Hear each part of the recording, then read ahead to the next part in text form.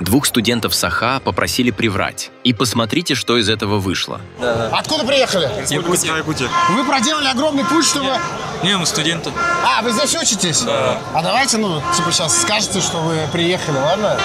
Ну, чтобы типа было для видоса, как классно, давайте заново. И вы столько приехали, сколько вы ехали сюда из Якутии? Вы прям приехали специально на матч? 14 часов. 14 часов? На чем? На самолете. Офигеть. И чё? И вы это все ради Реала? Да. Кайрат. А ты за Кайрат? Да. И, слушайте, как там в Якутии? Расскажите. Ну, сейчас холодно, сейчас снег уже. Вы буквально вчера прилетели? Сегодня когда? Вчера. Вчера прилетели, да? Еще вчера вы были в Якутии, а сегодня уже здесь? Да. Это большой респект, что пацаны реально преодолели такое расстояние ради любимых клубов. Все, давайте, удачи. Убедительно наврать не вышло. Но парням респект, что пришли на футбол в наших национальных флагах.